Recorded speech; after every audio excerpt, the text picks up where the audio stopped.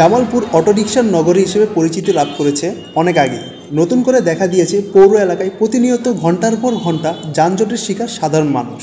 শহর এখন পরিণত হয়েছে ইজি বাইকের দখলে। জামালপুরে অটোর জন্য আমাদের চলাফেরার খুব সমস্যা। রাস্তায় এই পাশ থেকে ওই পাশ করা যায় না। রিক্সা থেকে অটোর চলাচলে বেশি হয়ে গেছে জামালপুরের ভিতর। এই অটো রিক্সা থেকে বিভিন্ন সময় যত্রতত্র যেখানে সেখানে যাত্রী ওঠানামা করানো হয়, যার কারণে শহরের প্রধান সড়ক থেকে শুরু করে অলিগলি যে রাস্তা আছে সেখানে পর্যন্ত জ্যাম হয়ে যায়। সড়কে শৃঙ্খলা না থাকায় অনিয়ন্ত্রিতভাবে দাপিয়ে বেড়াচ্ছে ইজি বাইক।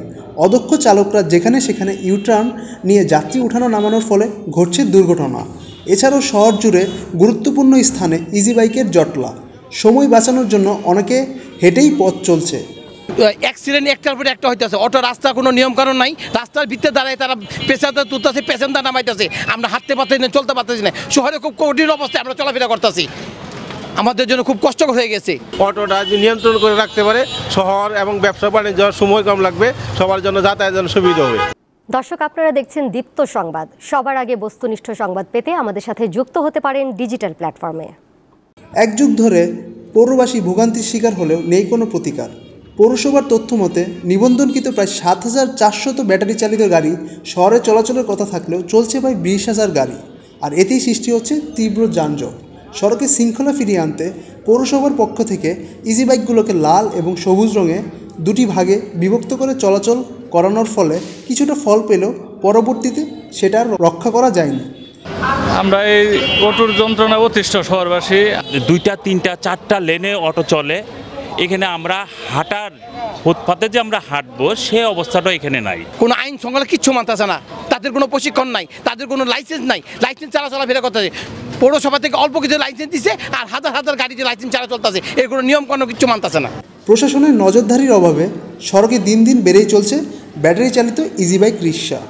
ফলে ক্ষতিগ্রস্ত হচ্ছে ব্যবসা বাণিজ্য, চাকরিজীবী ও স্কুল কলেজের শিক্ষার্থী ও সাধারণ মানুষ। শহরের এই সড়কটি সড়ক ও জনপথ থেকে পৌরসভার সংযুক্ত করে সড়ক প্রশস্ত করার জন্য কাজ করা হচ্ছে। এটি বাস্তবায়ন হলে যানজটের সমস্যার সমাধান হবে। এই সমস্যা শুধু জামালপুর শহরেই নয়, পুরো জেলা জুড়ে চলেছে একই চিত্র বলেছেন ভুক্তভোগী সাধারণ মানুষ।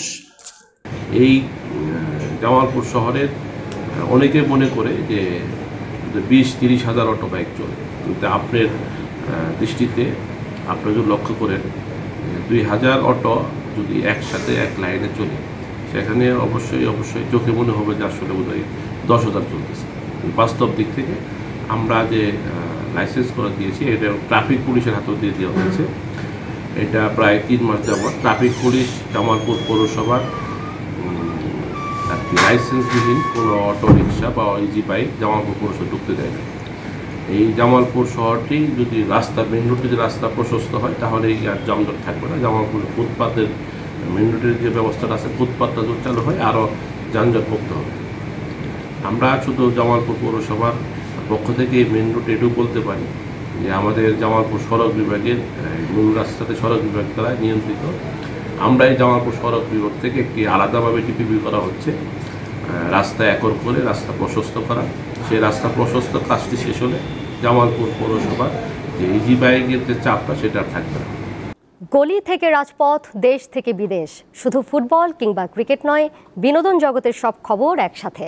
চোখ রাখুন দীপ্ত ডিজিটাল প্ল্যাটফর্মে।